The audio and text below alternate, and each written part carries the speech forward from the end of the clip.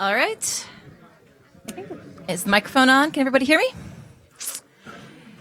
Well, I'd like to thank everybody for coming to another wonderful CFA Observatory night. And tonight, it's my privilege to introduce Peter Blanchard and Ashley Villar. Ashley did her undergraduate degree at MIT before coming here to Harvard, and Peter comes to us from UC Berkeley. And I know the two of them quite well because all three of us have been members of the same research group for the past several years, working for Professor Ido Berger in the department here. And we've all had a lot of fun studying various kinds of things that explode or change rapidly in the sky. But tonight, they're going to tell you about what I think is the most exciting discovery that the three of us have worked on during our time as graduate students at Harvard. And they'll tell you more about what makes this particular event so special.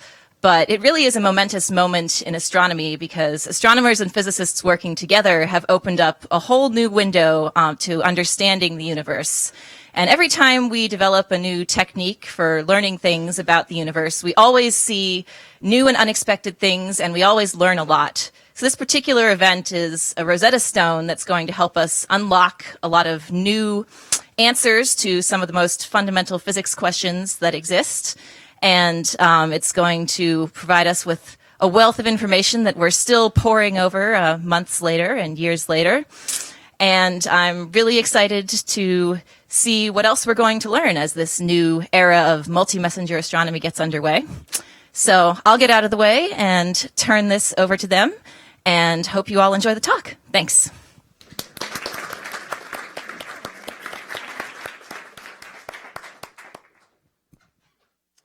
Okay, thank you very much for that introduction. Ashley and I are very excited to be here to tell you about this amazing discovery.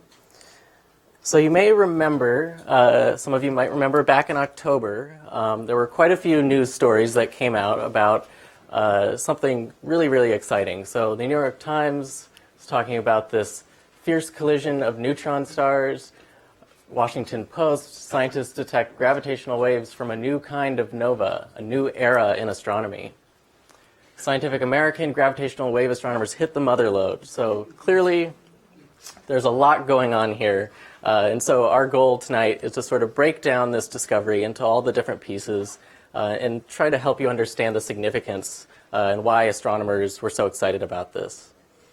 And you know, one example of this excitement is that there were, on this date, October 16th, 2017, there were about 80 scientific papers that came out from people who studied this event in the few months that we knew about it. And there were about 4,000 different authors on those papers. And as the days go by, there's still more and more papers are coming out about this object, and there's still a lot that we're learning. So Kate, Ashley, and I were fortunate enough to be part of a team here at Harvard, as Kate mentioned. We study all sorts of transient events, so we jumped on this very exciting event that our team has actually been preparing for quite a while. So it was really a great opportunity for all of us to work together on this one sort of really exciting event. And after the talk, once you get home, you want some more information, Ashley put together this really nice website called kilonova.org. So we bought that domain name in preparation for the public announcement. We've got a lot of nice information there, a lot of details about the specific things that our research group focused on. So before we get into the details, I just want to go through a little bit about what we're going to be talking about. So first, Ashley's going to go into a little bit about what gravitational waves are and how we actually detect them. Then we'll go into this specific event, the first detection of a collision of neutron stars, and how we found the subsequent, the sort of aftermath of this collision. And then Ashley will talk about kilonova, and I'll go into gamma ray bursts, two different counterparts to this gravitational wave detection of neutron stars colliding. And then we'll just end with a little bit of context, trying to understand what the environment where this event took place, where in the universe it took place, what that tells us about the system. So we'd like to just show this fun video.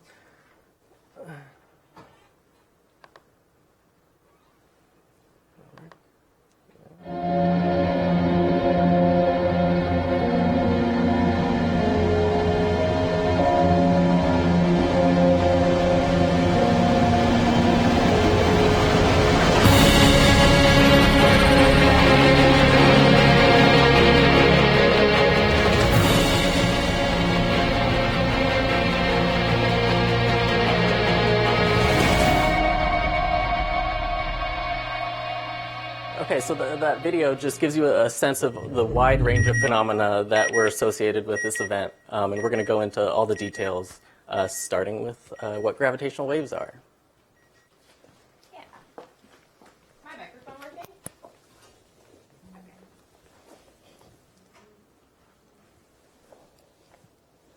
Okay, great.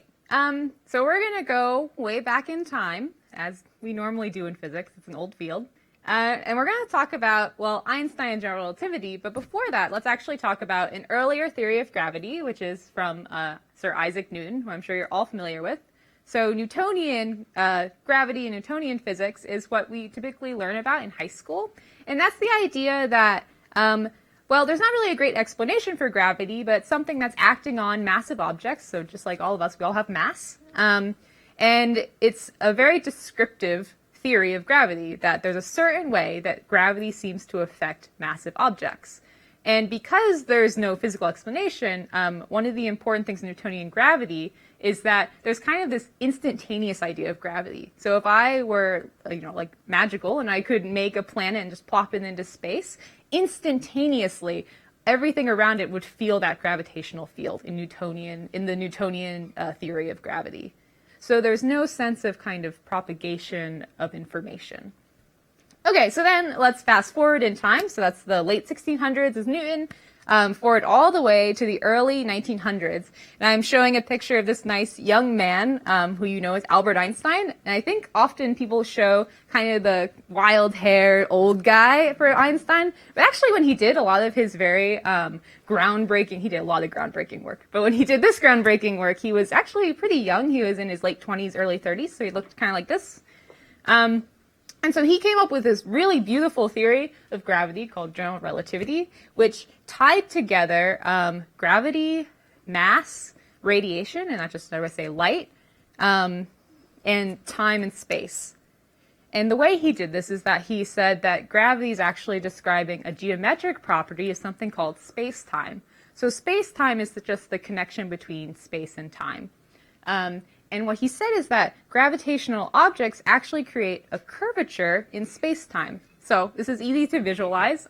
Imagine this picture is actually pretty nice at visualizing it, but imagine that you have like a bed sheet or something and you and your partner are holding it and you drop a large bowling ball on it and it dips downwards. So that's what I mean by that bowling ball, which is really heavy, is making curvature in this fabric of space-time.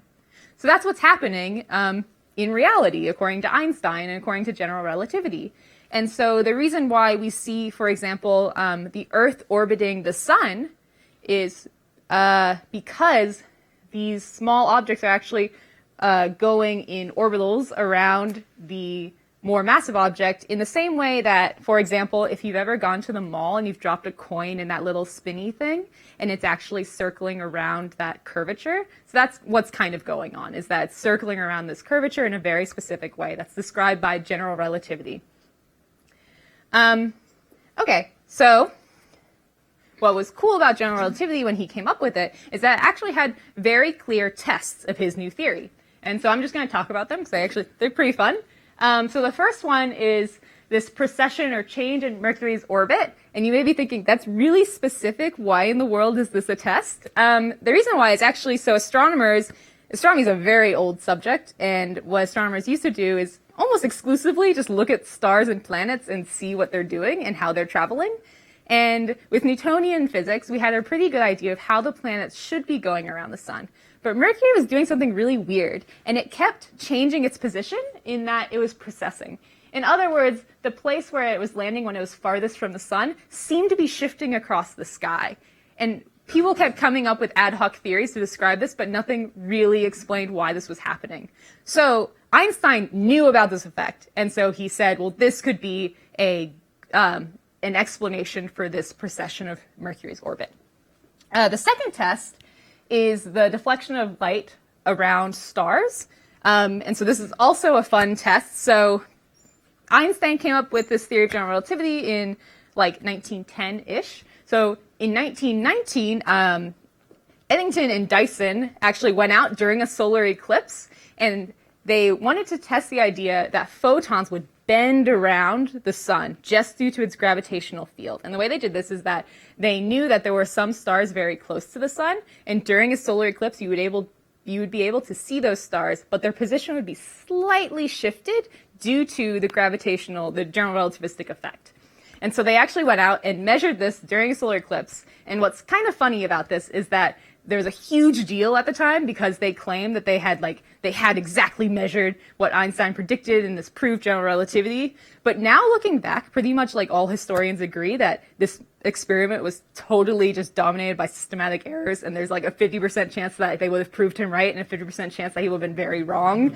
So luckily he was right, but this is a real effect. And so nowadays I'm showing you this really awesome picture. I believe this was taken with HST. And it's actually, so this fun yellow dot is a galaxy, and this cool halo around it is called an Einstein ring, and it's actually a galaxy behind this galaxy that's being lensed around it. And that was predicted by Einstein, so they're called Einstein rings. Oh, I'm sorry. Yeah. So in the last the last test of general relativity, which was also proven pretty quickly after it was presented, was gravitational reddening. So basically light will become redshifted in a gravitational field. If you've ever seen Interstellar, no spoilers, but they go very near to a black hole and planets that are very near black holes, and they find that time slows down. So that's basically what's happening. As time slows down, frequencies begin to slow down and things become reddened. The deeper in a gravitational well or the stronger your gravitational field is.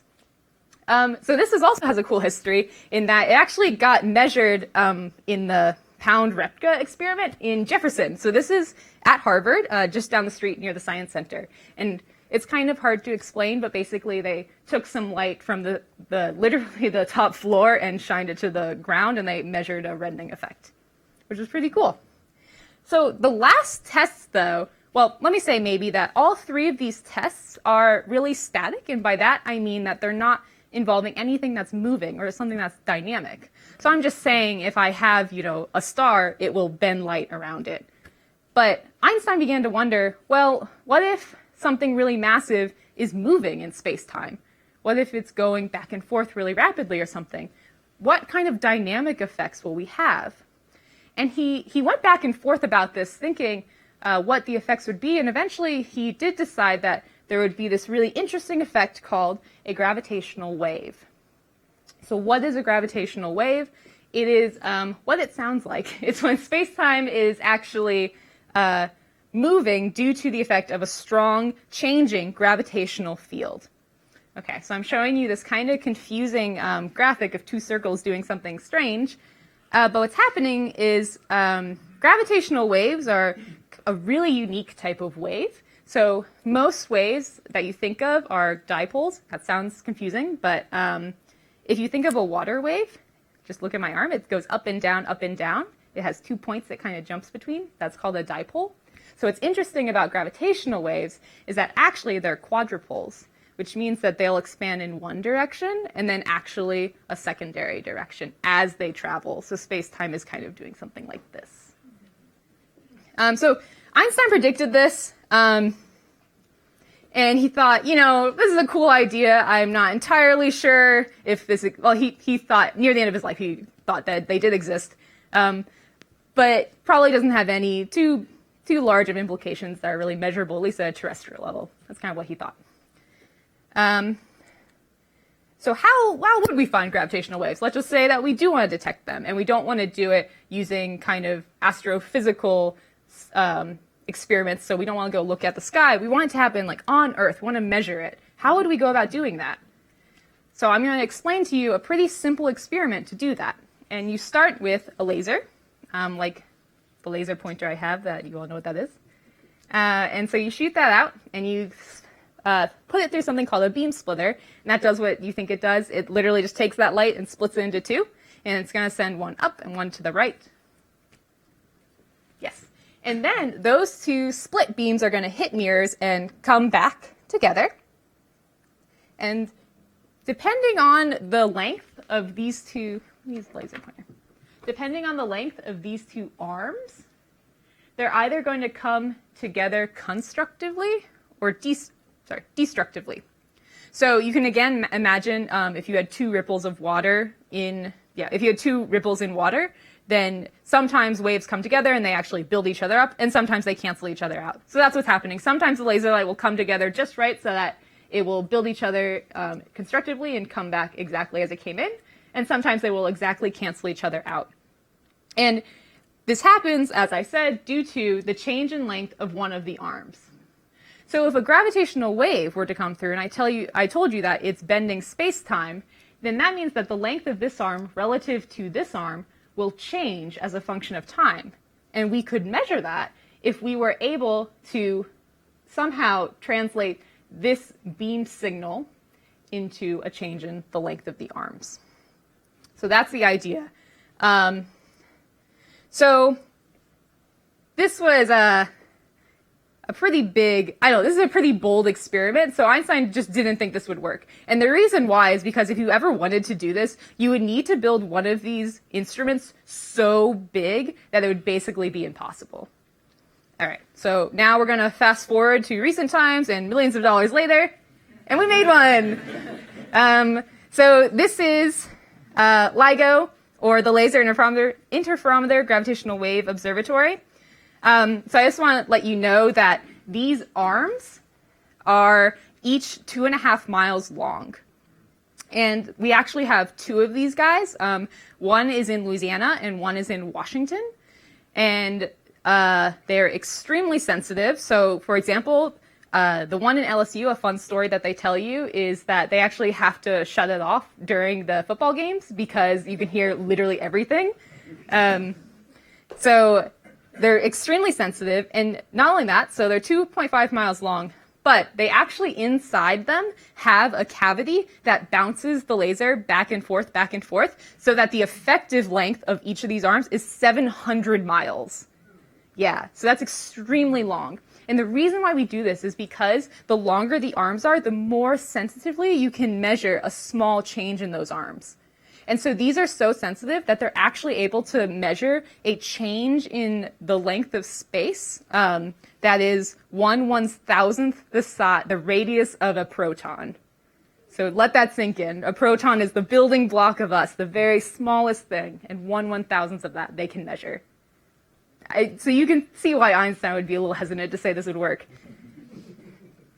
But I want to mention one more thing. So there are two LIGO experiments in America. It's definitely worth saying that there's a third gravitational, the same style, these are called interferometers, and one of them is called Virgo, and it's actually in Pisa, Italy. And that plays a role later in our story, but I don't have a picture of it. So, anyway, so I'm very happy to say that after many, many years of existing, so LIGO actually turned on in 2002 and didn't see anything for a very long time. But I'm happy to say that it has actually seen the collisions of massive objects in our night sky, which means that we have actually measured from the Earth gravitational waves. And that is a huge step. That's such a big step that this year it won the Nobel Prize. And so let me play really quick this video for you. I don't know if it has sound. Okay. Oh, it does.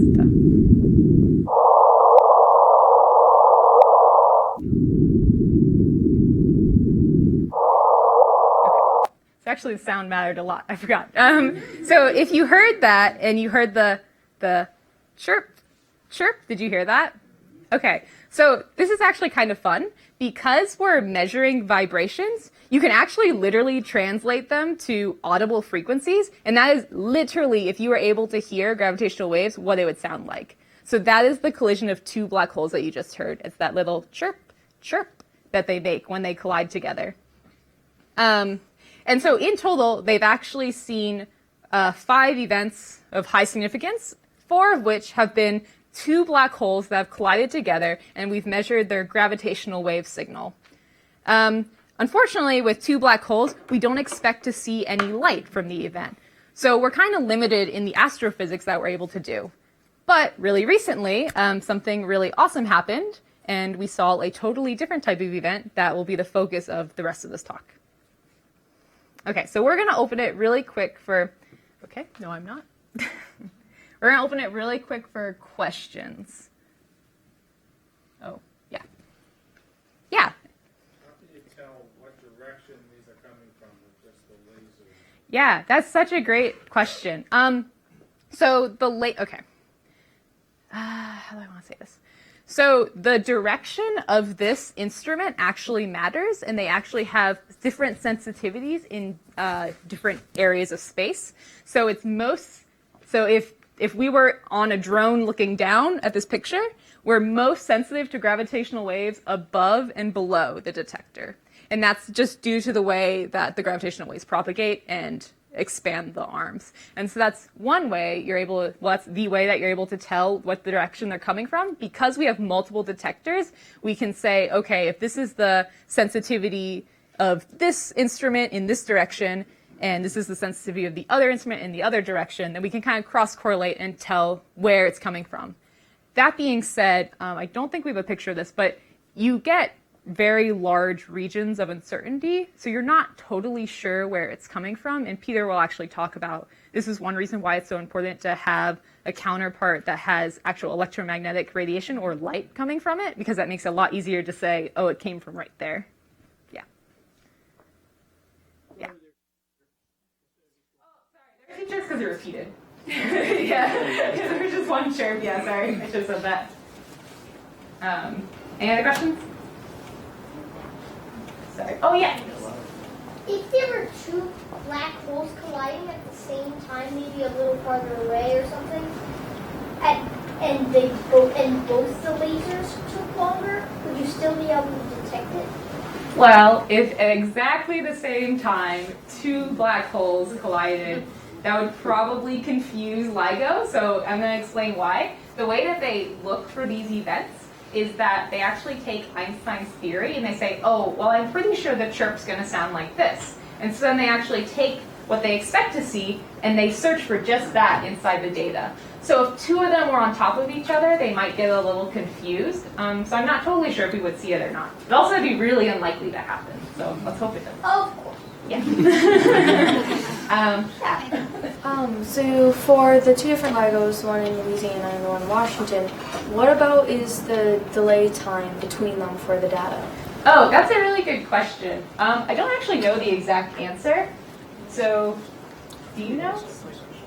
On the order of it's on the order of milliseconds, like 10 milliseconds. So gravitational waves, I don't know if this is going to be a spoiler alert, but gravitational waves travel at the same speed of light, is what we figured out.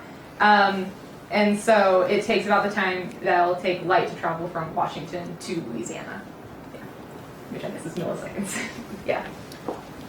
You said you have measured 5 events during the time they've been Hi, online. yeah. Is that consistent with one might expect based on major events in, Yeah, that's a great question. whole universe? Yeah, that's a really good question. Also, I'm so sorry to people watching on stream. I'm supposed to be repeating these questions, and I have not been doing that. So let me repeat the question. So the question is, I've said something that LIGO has seen 5 events. Is that consistent with the rate of black hole collisions that we expected?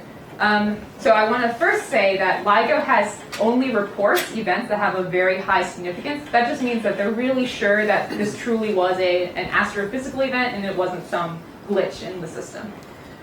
So that being said, the error bar on the expected rates was extraordinarily high. So we really, to orders of magnitude, we weren't totally sure. So yeah, this is really driving our understanding of the rates rather than being inconsistent with the rates. It is consistent, but we didn't really know. Okay, one more question. Sorry, and then. Okay. So how does the cavity inside LIGO work? Like the one that sort of bounces the light? Okay, yeah. So the question was, how does the cavity inside LIGO actually works? So this is just kind of, it's a pretty standard resonance cavity. And so basically what you do is you try to match something about the frequency of the laser. So lasers are just light at a very specific frequency. You try to match that to a specific length of the cavity so that it's able to be amplified. Oh. Yeah. Is that, yeah.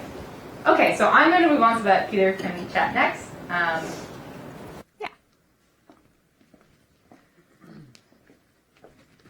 Okay, so now we're going to go into the story of how this new event was discovered. So it all started on August 17th, 2017. You'll notice this was only 3 days prior to the solar eclipse. So a few of us were actually on trips going to see the eclipse when this happened and missed all the excitement on the first day.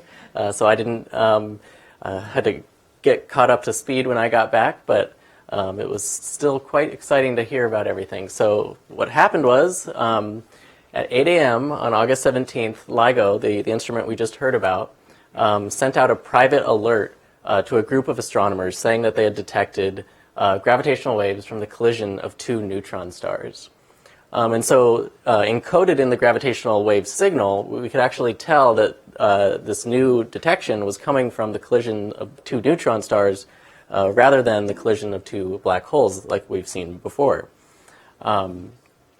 So this really marks the first sort of significant take-home message is that this was the first detection of gravitational waves from the collision of 2 neutron stars, a completely new system that we have not seen gravitational waves from before.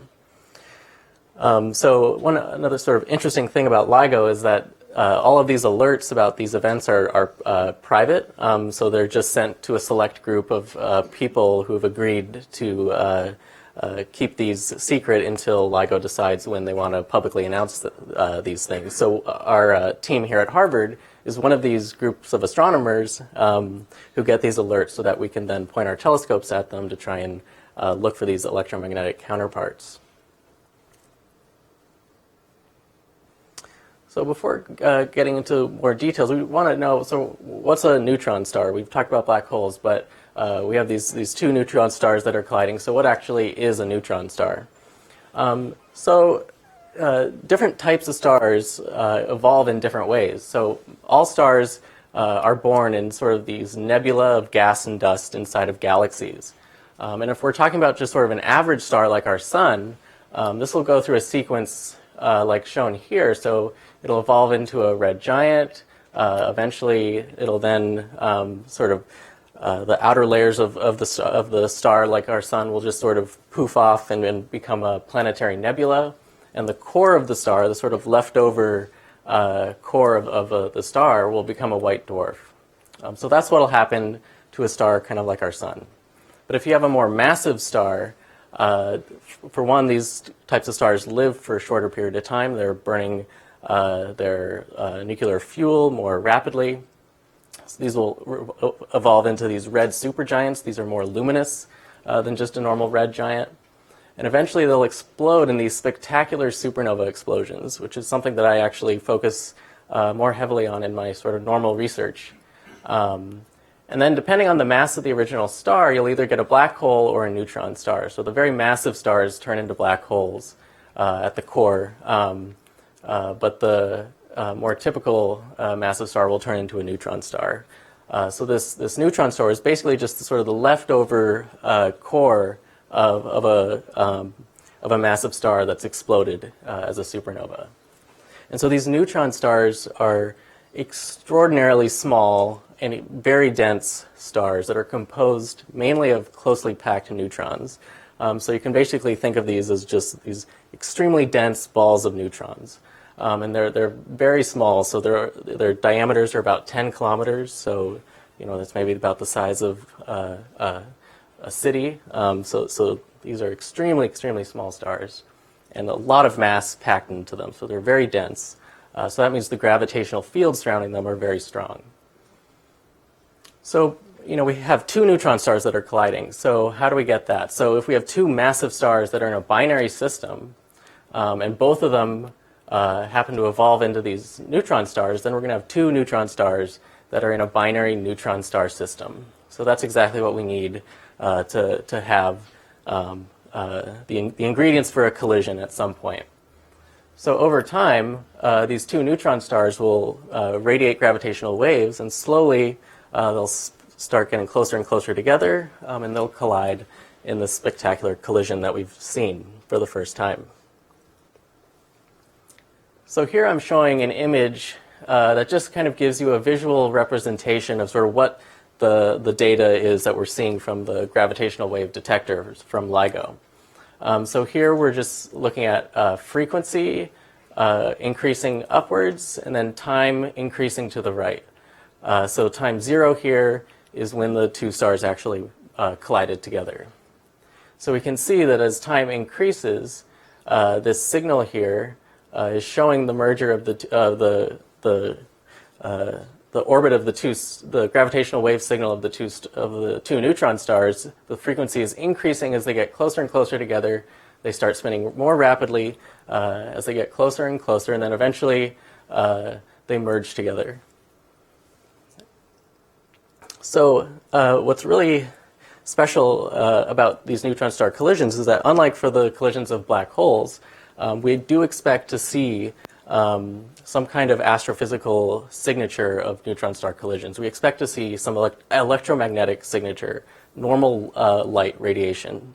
So as we saw in the animation in the beginning, there's all sorts of different things that can happen when you smash these two dense balls of neutrons together at very, very high speed. So by the time they're actually colliding, they're moving at something like 30% the speed of light. So it's an incredibly energetic collision. So we want to naturally, when one of these things go off, we want to get on the night sky as soon as possible to try and see if there's some new source where we think the gravitational waves came from. So this triggered a flurry of activity as all the different research groups, including our own, began planning observations for that following night on August 17th to look for the aftermath of the collision. So as Ashley mentioned, when you're trying to localize these gravitational waves on the night sky, there's a fairly large uncertainty region. So you need multiple detectors to actually get a somewhat decent idea of where the collisions are, the gravitational waves are coming from. So this is just sort of a representation of the night sky. These gray regions are showing the localization on the sky from any single detector of where the gravitational waves are coming from. So if you use 3 to triangulate, you can actually kind of localize to a region about that big. That's telling you this is where the highest probability is where the gravitational waves are coming from. But it's still a very large part of the sky, so it's not an easy task to start pointing your telescope at the sky and trying to look for some new point of light that might be associated with the gravitational wave. So what you need is a telescope that has a wide enough field of view that you can quickly scan this region of the sky as soon as you can after the gravitational wave detection. So that's what we did with our team. So we used a telescope that's located on a mountain in Chile. It's shown here, so it's in this large dome here. It's called, so the camera on the telescope is called the dark energy camera because it's used for a survey that's studying dark energy. But what's special about this telescope is that it has this very large camera that you can see right here. So this is just sort of a simulated image from this camera showing just how large it is. So it's basically composed of a bunch of different detectors that are all, the detectors are these rectangles here, so they're all arranged in this pattern here to create a very, very large camera, something like 500 megapixels. And for comparison, you can see this green little dot here. That's the size of an iPhone camera detector, just for comparison. So this is a very large camera, and this is exactly what we need to be able to scan these large uncertainty regions on the sky. So just zooming in on that region that I showed on the previous slide, so I pointed out how with the 3 detectors you can localize to a region about that big on the sky.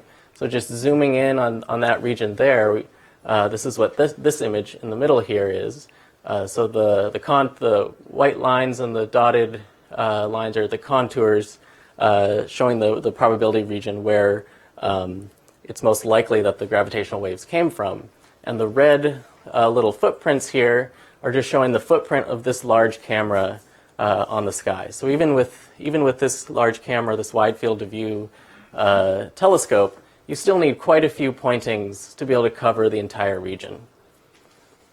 So it's still quite a challenging task to be able to look for and find some kind of visible light signature of the collision.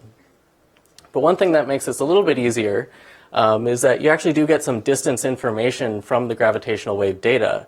So that does allow you to narrow your search by only focusing on galaxies that are within the distance that you're getting from the gravitational wave data. So we actually only needed to focus on roughly about 50 galaxies or so that we had to examine to try and find a new source. So as the sun was beginning to set in Chile, we began right away to use the telescope to start mapping out this region here and to start looking by eye at these individual galaxies that are within this right distance range for where we think the gravitational waves came from. So some of our colleagues were frantically looking at their computer screens in their offices as the images were coming in from Chile. So my former office mate and really good friend Phil Cowperthwaite was looking at the images by eye from here at Harvard as the images were coming in. And some of our colleagues, one of our other colleagues actually was the one who found the counterpart, the visible light counterpart to this gravitational wave detection. And as you can see here, sent out quite an amusing email, won't repeat the word, but telling us to check out this specific galaxy, NGC 4993, this galaxy right here, where you can see a new source here, located within this galaxy. So this bright area in the middle here, that's the bright core of this old elliptical galaxy. And indeed, this is a source that was not present in old images, so you need to confirm this is a brand new source.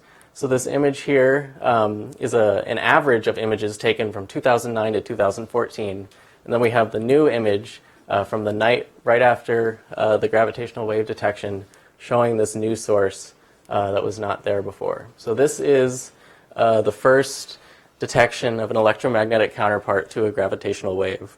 So this is the first time we can say exactly, to very high precision, where these gravitational waves were coming from. And then that is what allowed us to study the aftermath of this collision. So this image here is the beginning of a new era in astronomy. So after this discovery, we started to mobilize every telescope that we could get our hands on, and not just our group, but every group that was interested in this event, which is a lot of groups, are all scrambling to use the same telescope. So many different teams were observing with the Hubble Space Telescope, but we got time on the Hubble Space Telescope because we had a pre-existing program to commandeer the telescope when one of these things happens. So we got an image from the Hubble Space Telescope shown here. So this is a stack of a color image made from 3 different filters, giving a nice view of the galaxy. And this was about a week after the previous detection, the first detection on August 17th. But we can see the counterpart right here in this nice HST image. So we got more data with all sorts of different telescopes. So this electromagnetic counterpart to the gravitational wave was visible across the entire electromagnetic spectrum. So we saw the event in gamma rays, which we'll talk about a little bit later. We saw the event in X-rays, visible light, infrared, radio. So we were able to mobilize many different telescopes to follow up this event all across the electromagnetic spectrum. And now we'll go into trying to explain what we actually saw. So astrophysicists nowadays, we don't just look at the night sky and record. We try to understand physics of what's going on. And so what can we actually learn from this event and what we observed? So I'm actually just going to focus on one part of the event. So if you think back to that video that Peter showed you, there was this weird blue fuzzy thing. So this is what the artists consider to be a kilonova. It's some type of somewhat spherically symmetric explosion that came out of the event. Okay, and one interesting thing is it's called a kilonova, not for any interesting reason, but because there is an astrophysical event called a nova that exists, and that's just the eruption of a star. And this is 1,000 times brighter, so it's a kilonova. Pretty clever, yeah. Yeah, so what can we actually learn from this? So what we do is, just as Peter's explaining, we rush to telescopes and we try to take as many pictures as we can. And so I'm showing you, just focus on the left-hand side here, I'm showing you literally pictures that came from our telescopes and them changing as a function of time. So this is over about a week. You can see it fade away. So we translate this information into this type of plot that's called a light curve. And so this is showing the same information, is showing the brightness as a function of time in days. And we do this in different filters. And so by filter, like if you've ever gone to a 3D movie and it has the blue filter and the red filter, that's kind of what we do. We put a filter in front of our camera, and we capture different colors of light to understand what those colors are doing. So here I'm showing you, these light curves are not from the data, they're from our best fit model, just to let you know. But you can see here red, green, and blue, and I have color coded them myself because in actuality we are clearly not just looking at what we can see with our visible eyes, we're looking all the way from the near infrared, that's what the red is, all of the visible, that's what the green is representing, and actually ultraviolet is what the blue is representing. So we really try to look at a large chunk of the electromagnetic spectrum, and we try to model it as best as we can. Okay.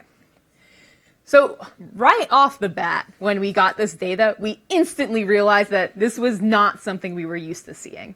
So I'm showing here, on the right-hand side, a collection of different light curves. And you can tell that they're all supernovae because they have that supernova telephone number. So like supernova 2002 BJ was seen in 2002. And so I'm showing you different types, like a 1A, which are useful in cosmology, 1BCs are explosions of massive stars. And you can see right away that all of these supernovae are much brighter, and they last a much longer time. They have a longer duration.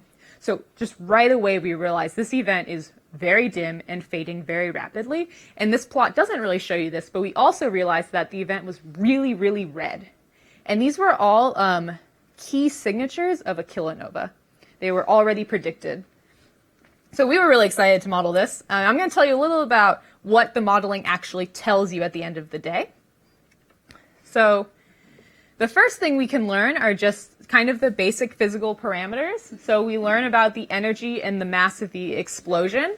And these two parameters will tell us, they'll feed into many other calculations that we do, so they're really fundamental. We are able to understand the structure of the ejected material.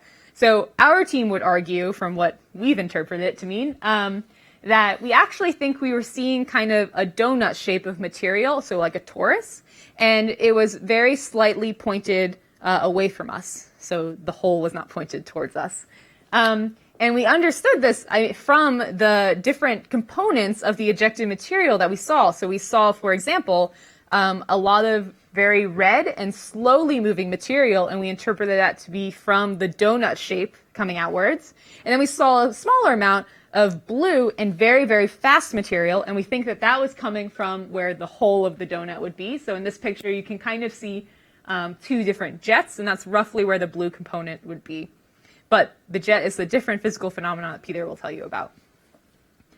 And what was really exciting, actually, is that our theoretical predictions had thought that basically all of this material should just be red. And we were really surprised when we saw this really fast blue-moving component. And so that was a really terrific breakthrough, actually, in understanding something else I'm about to tell you.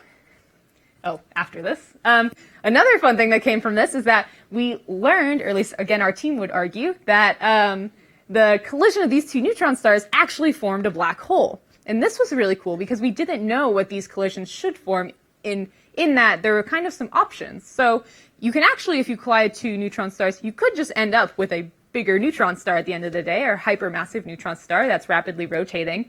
But we actually argue that no, when they collided, they momentarily formed a very massive neutron star, and that collapsed into a black hole. And what's really cool is that if we're right, this would be the least massive black hole that we know of in the universe. And it's, I mean, basically 2 times the size of a neutron star. So that was really cool. Okay, so then finally, I think probably the coolest thing that we learned was about the nucleosynthesis of new elements. I'm just going to quickly define like what nucleosynthesis is. So that's just basically fusion. I'm just showing you here if you add, well, this is too confusing, but if you put together 2 different types of atoms, then you get more massive elements. That's how fusion works. And so what was really exciting about this event is that we were able to form very heavy elements. So this is just a periodic table that you've seen in chemistry. And it's color-coded based on how we think these elements appeared in the universe. So one thing that's kind of cool is the Big Bang actually basically only made hydrogen and helium, and stars had to make the vast majority of the other elements. So many of these elements are made in what Peter and I typically study, which are supernovae, or the explosions of a special type of star called a white dwarf, or really massive stars like Peter talked about. But you can see that at some point, so that's the gold and silver colors. You can see at some point, basically, I don't know any elements on this table, but number 37, it basically runs out. You can't get any heavier. And so what's really cool is that there's this special process that will let us get up to really massive elements. But the problem is that we need a lot of neutrons in order to have this special process. So where's the best place to find neutrons? Well, the collision of 2 neutron stars.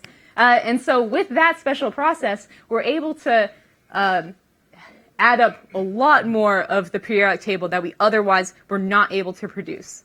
And one really cool result that came out of our analysis is that the mass of this event was so large that we were able to account for all of the gold in the universe coming from these types of events alone. So if anyone has gold jewelry on, it very likely came from the collision of 2 neutron stars at some point, which is pretty neat.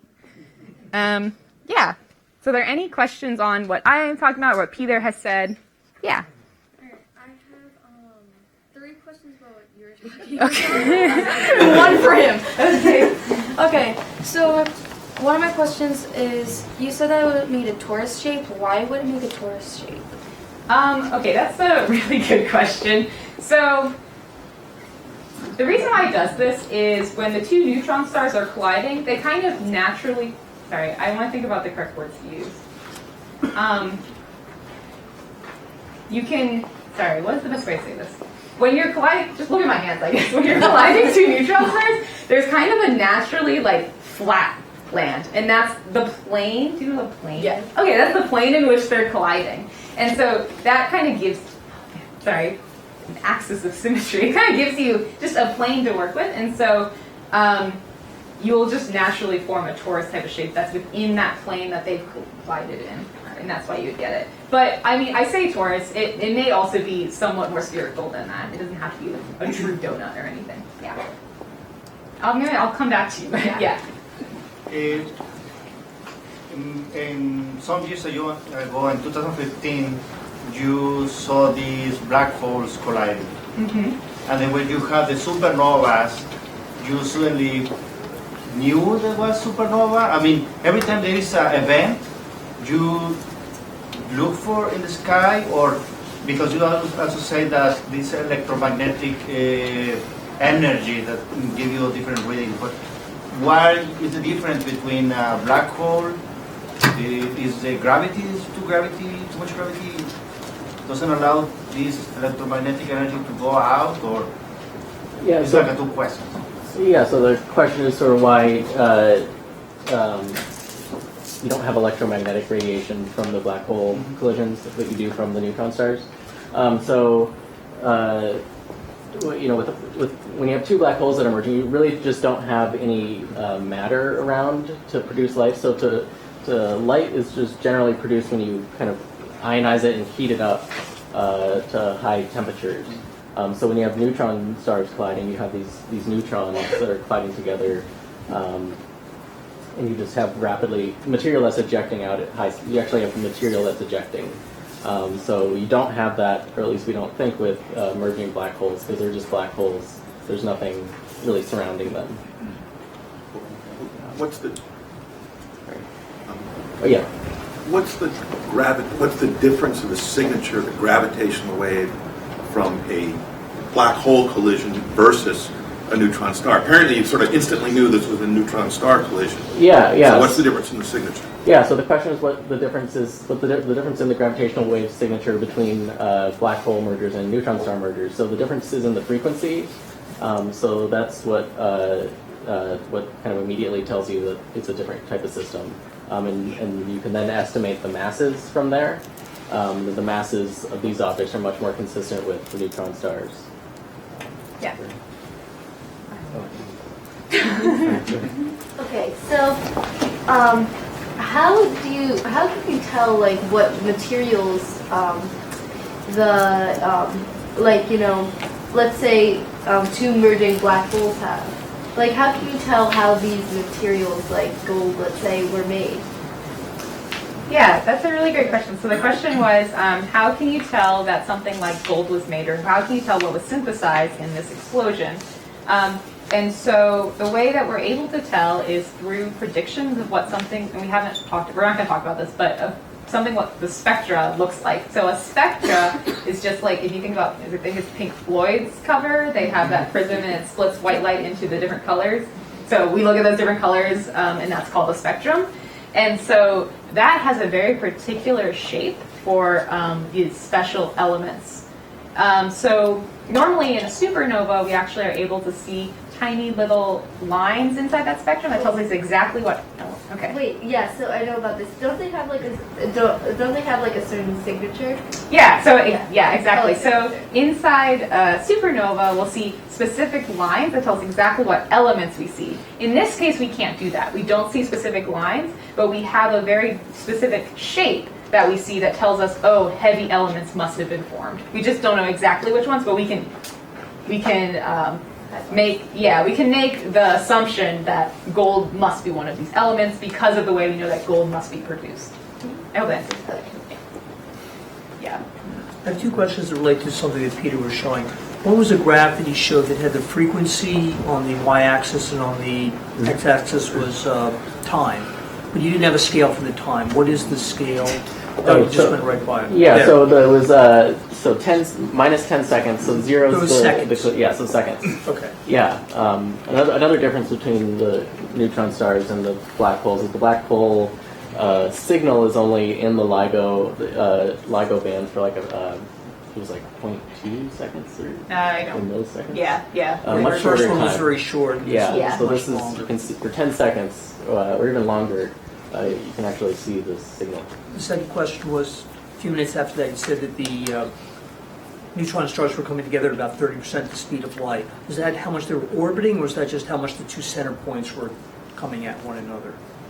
So that's it's pretty much both. The two you're orbiting the orbital velocity. Orbital velocity. Yeah. So. Thank you. How do you were able to estimate the distance to the event from the LIGO data? How do you do that? So that comes from once you know the sort of the masses that you get from the frequency, then the sort of strength of the signal tells you how far away it is. Okay. Yeah. Mm-hmm. Of course, no for your question. Sorry, go to someone else. I have to get a Yeah. Earlier, you mentioned that since we turned on LIGO, there's been 5 significant events, 4 of which have been black holes that have collided, and this last one, which is the neutron stars, which have collided. There are so many objects with huge mass, whether it's a regular star, a massive star, a black hole, a neutron star.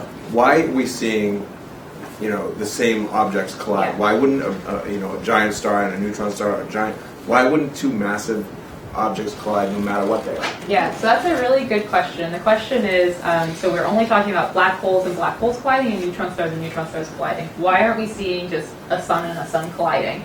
And the reason, there's a few reasons, but really the most important reason is the density of the objects, and we haven't talked about that. But neutron stars and black holes are extremely dense. So for example, a neutron star, if you were to have a teaspoon of neutron star material, it would actually weigh as much of an elephant. So they're just extraordinarily dense creatures. And because of that, they're able to produce extremely strong gravitational waves when they collide.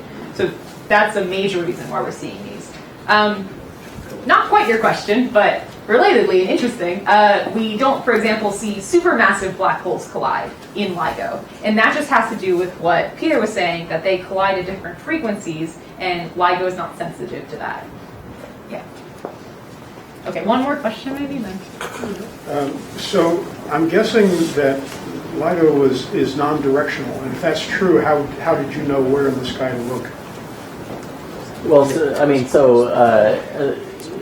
you can get an estimate of where it's coming from a single detector, but you really need multiple detectors to triangulate. Mm-hmm. So it takes into account the delay in time between when one signal arrives in one and when one arrives in the other. You really need multiple detectors to be able to tell where it's coming from, and then we were scanning the sky to look for some other source that's within that region. I do have one other. If you're describing a gravitational wave, can you use an electromagnetic wave as an analogy, or are they so totally different that you can't think that way?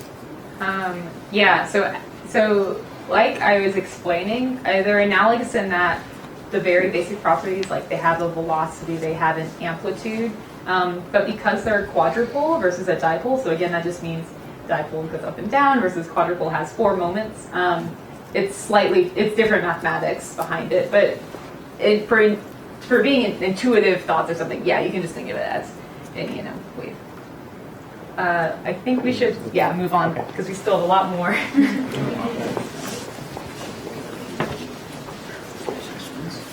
Okay, we're just going to show this video again just to sort of reiterate all the things that are going on here. So we've talked about the kilonova, and now we're going to move into the gamma ray radiation that we saw. So this gamma ray emission is coming from some of the earliest ejecta that you'll see from this animation.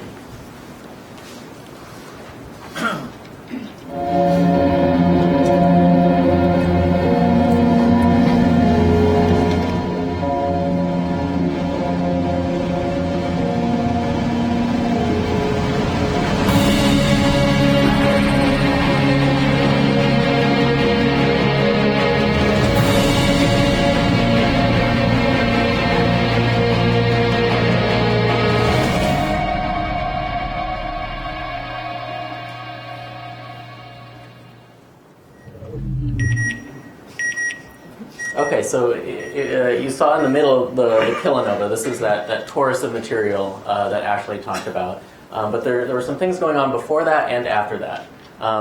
So that's what we're going to kind of get into now. There we go.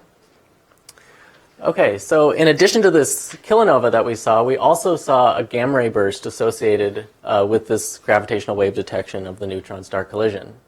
So just going back to this image here of this frequency time graph, so we see the two stars are coming together, the frequency is increasing, they merge right here. That corresponds to this black line, the collision of the two stars in this plot up here.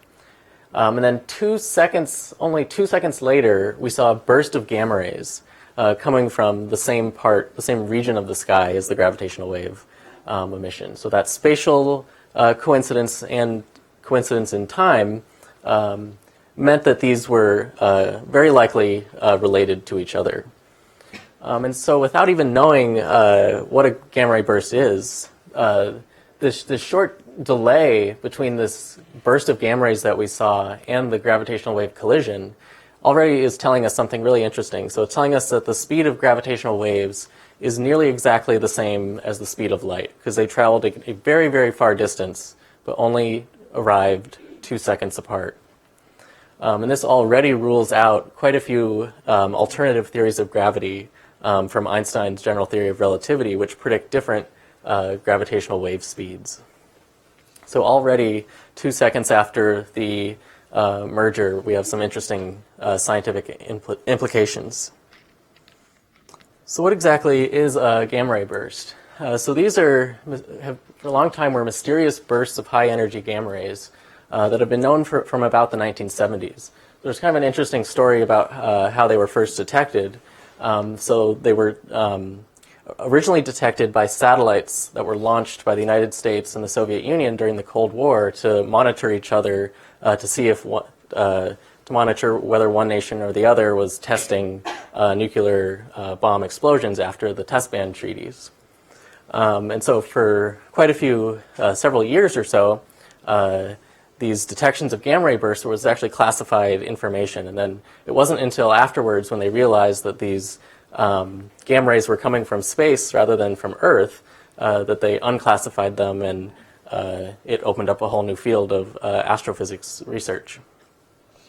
So this graph here is just showing a projection of the whole sky, and each point is a gamma ray burst. So you can see that they're coming from all across the entire sky.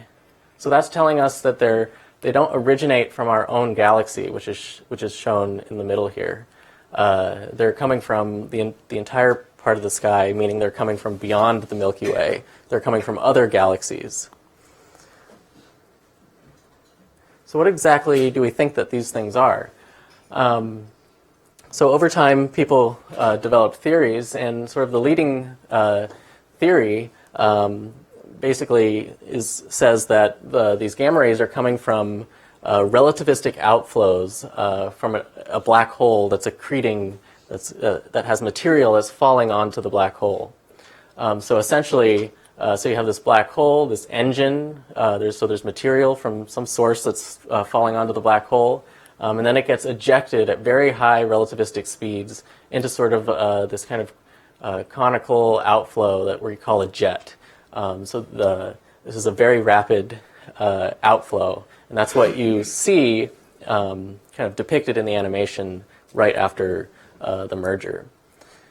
So for a particular type of gamma ray burst, the shortest ones, the ones that last for only a few seconds or so, for a while we thought that the best explanation is that they're coming from colliding neutron stars.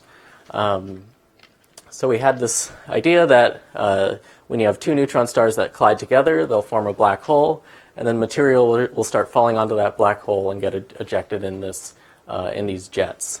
And the gamma rays get produced when the material kind of collides with itself and produces this radiation. So some more really exciting scientific results is that the observation of this gamma ray burst at the same time and location as the gravitational wave detection confirms that at least some of the GRBs come from neutron star collisions. So we're already starting to confirm theories about these mysterious astrophysical phenomena. And so beyond just the initial gamma rays that you see in these jets, over time when the material ejected in these jets starts slamming into the ambient medium surrounding, for example, the neutron star progenitors that produced the relativistic jet, that material, once it slams into the ambient medium, it'll produce radiation across the electromagnetic spectrum. So you'll see visible light, radio, and X-ray radiation from this, what we call the afterglow. So you can just think of this as sort of just the aftermath of this relativistic event as it's interacting with its surrounding medium. We just see this radiation that's coming from that interaction. And so long after the kilonova has faded away, we're actually still observing the aftermath of the GRB because of this long-lived afterglow. And so we actually are continuing to get observations of the afterglow. And we actually had a detection on New Year's Day with the Hubble Space Telescope. So on the left here, we have the kilonova as observed by the Hubble Space Telescope in August. But the kilonova fades very rapidly, as we saw in the light curve that Ashley showed. And then now that the kilonova has faded away and we have this afterglow that's increasing in brightness over time, we can actually see a very, very faint source detected with the Hubble Space Telescope and the optical. But we're also following the afterglow and the radio and the X-rays, and this is still a very active field of research trying to understand the implications of these observations. So we're still observing this event, and we'll likely continue observing it for many years. And just on the right here, just sort of in graphical format of what I said, we have this kilonova that we observed in August that's faded away, and now we're seeing the afterglow of the GRB. And these are detections of, with the Hubble Space Telescope, of the afterglow. So finally, we just want to put this really exciting event into sort of a bigger context than just the study of the event itself and the kilonova and the gamma ray burst that followed the merger. So what can we learn by studying where in the universe this event took place? And what does that tell us about binary neutron stars and how they form and sort of just the environments that you need to produce them? So we undertook a study of the host galaxy. So as we saw earlier, here's this nice HST image of the host galaxy. You might be able to see a little bit of dust, these darker dust lanes in the middle. So it's kind of a nice galaxy to get images of. So as we said, this is NGC 4993. It's located about 130 million light years from Earth, which is a relatively nearby galaxy as far as the universe goes. And that's what allowed us to study the kilonova and the gamma ray burst in detail. So having it nearby was very lucky, especially for the very first neutron star binary collision. And what we found by studying this galaxy is that it's very old. So most of its stars were formed about 10 billion years ago. So this is a very old galaxy. So what is that telling us about the neutron stars that collided? Well, it's telling us that since this occurred in a very old galaxy, it means that these neutron stars were born billions of years ago. So this is really a collision that has taken 10 billion years to finally happen in the spectacular fashion that we've observed. So these two stars, these two neutron stars that we've been talking about tonight, they were formed 10 billion years ago in these, as we talked about earlier, these supernova explosions from massive stars. So that all took place, the supernova explosions, 10 billion years ago. And then these two neutron stars have been slowly getting closer and closer together over this long period of time as they emit gravitational waves. So another thing that we can do with this is, since we have this estimate of how long it took for the two stars to merge together, we can just backtrack with a few assumptions how far apart they were to begin with. And that just allows us to study the initial conditions of the system, compare those properties with known neutron star binaries in the Milky Way, and just generally allow us to study sort of how these two stars formed in the first place, and what that tells us about the prior stages of their lives before the neutron stars were formed. So we can do a lot by studying the environments. And once we have more of these events, we'll be able to compare and build samples. So there's a lot of exciting things to do in the future. And speaking of the future. Yeah, this will be very short, and then we'll be all done. So we talked all about this one event, and we said just from this one event, on the first day, 80 papers came out. And since then, there have been papers every single day coming out. So is the field dead? No, it's not. So LIGO, which we're using to detect the gravitational waves, is currently offline in order to make improvements to their sensitivity. So I'm going to explain this graph, which is a little confusing. The y-axis is sensitivity. It doesn't matter the unit. And then the x-axis is what we've been saying, the frequency, which it's most sensitive at. So in the few hundreds is where neutron star mergers are detected. And so what's important is really up here. So the blue indicates when it first came online, how sensitive it was. And the way that they actually measure this is, let me remember the unit, right, is how far away you could detect a neutron star merger. And the unit is in megaparsecs, but 1 megaparsec is 3 million light years, so for you to translate in your head. And so basically we were just at the mid-range, and so that is this green graph, And so that's 80 to 100 megaparsecs in sensitivity. And now we're going to actually go to the late/design phase. They're aiming for design, but they won't probably quite get there. And so the distance at which we can discover these events is going to increase by about 50%.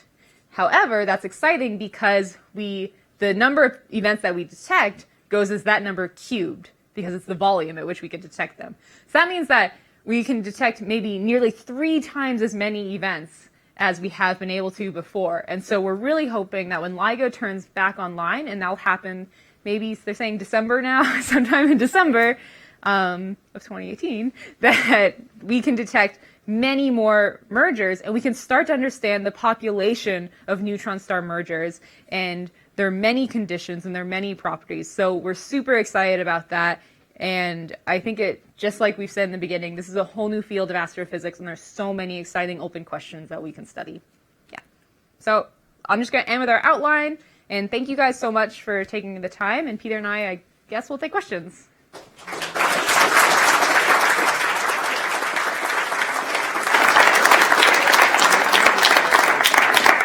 Thank you, Ashley and Peter. And we've already had a bit of Q&A throughout the talk, but we're happy to stick around and answer any more questions that you guys have.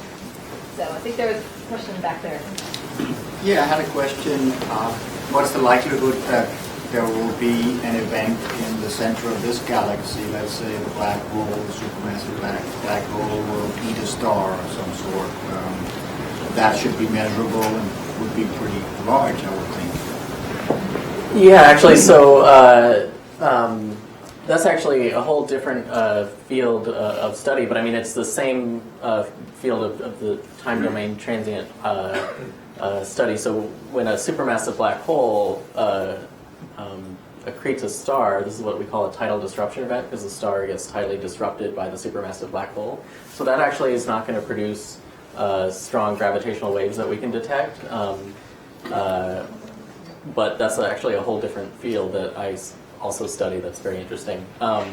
But you can also potentially get 2 supermassive black holes that collide. And there are plans to build space-based gravitational wave detectors that will look for those.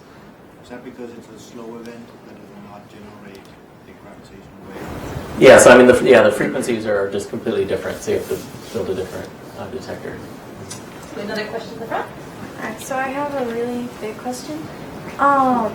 So I noticed in the beginning of the video it showed that neutron stars created a gravitational lensing effect while they were spinning around each other. And I was wondering, if there was a telescope, does this happen to be aimed at it, could we observe that gravitational lensing effect? And if so, could that be a prediction so that we could look specifically in that area for like a collision?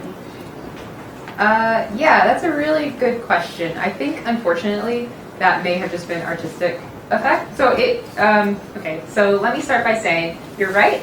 If there's one neutron star that's in front of another neutron star and we're looking at it, there will be gravitational lensing. However, that's dependent on the mass of the lens or the object that's closer to us. And because the mass of a neutron star is not very big, it's actually not a large effect.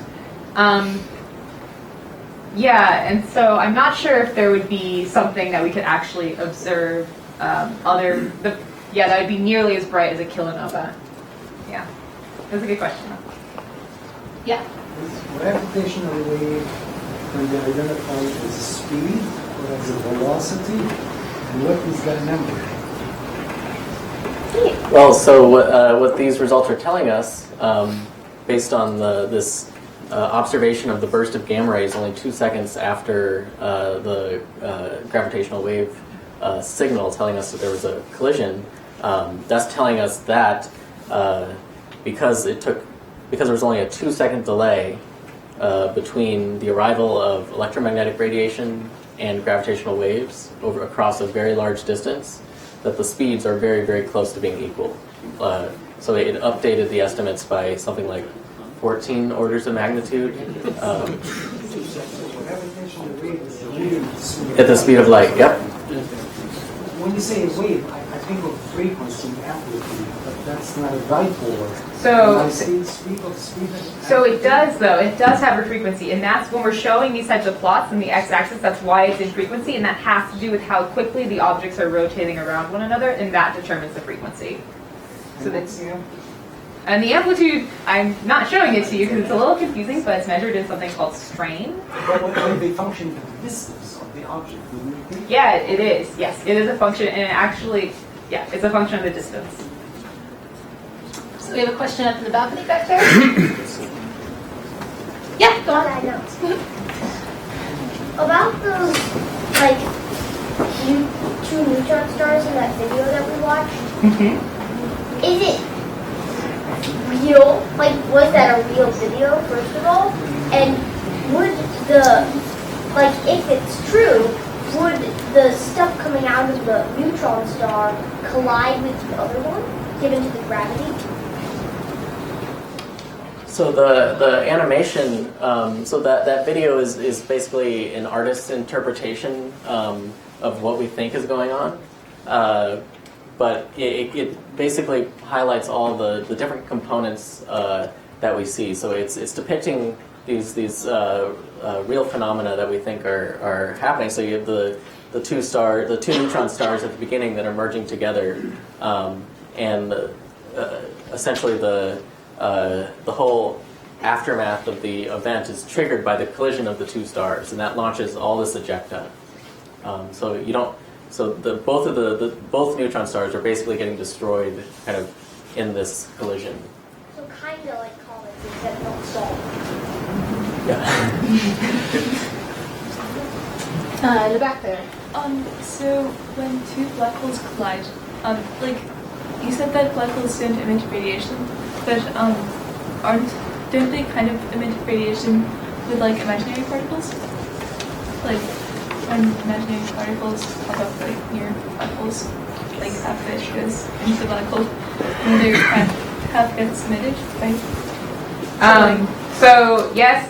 So what the question is referring to is that actually as you get very close to the surface of a black hole, it can keep some information about what's falling into it.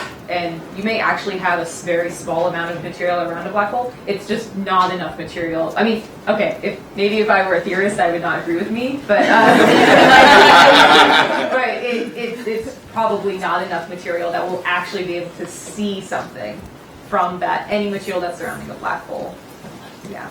Okay. And so, like, that material, when black holes collide, it doesn't really have a visible effect on, like, black holes. Yeah, so basically, yeah, what I'm saying is that even if it were to have some material that could be, like Peter said, that could be ejected and could have a visible effect, I mean, it's going to be so dim that we're just not going to see it. Yeah. And the green shirt in the back. It seemed like the picture of the event, like, got brighter again after 5 days. Is there any explanation or what was that? significance for that? It seemed like the event that he showed with the telescope re-brightened after 5 days. Even on the graph on the next slide, it shows kind of a spike. In the infrared, you can see it in the infrared. It goes back up and it comes down again. Yes, that's a really good question. If I can find it. Yeah. So I can take. Yeah, so I can take that. So like I said, this is our best fit model, although it does pretty closely fit the. It pretty closely fits the data. Are you worried? Sorry, wait. Is the question about the GIF or the little bump in the? See at day 5, it kind of spikes back up, and even in the picture at plus 5 okay. days, So yeah. So in the picture, some of it is because I kind of poorly made this in Photoshop, but some of it's real, and it's actually a really good question. Oh my goodness, where is my mouse? Okay, so but in general, there is truly a bump that's here, and there's a bump here.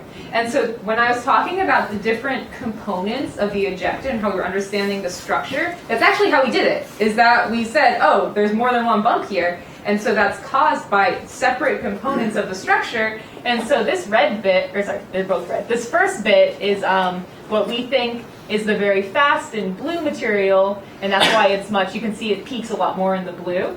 And then for the second bump, we think that this is more coming from the donut or the torus, and that's why it peaks a lot later, because it's slower. Yeah. but the very tiny wiggle, like I don't think that just needs being bad. Yeah. I have a question on that graph, or those graphs.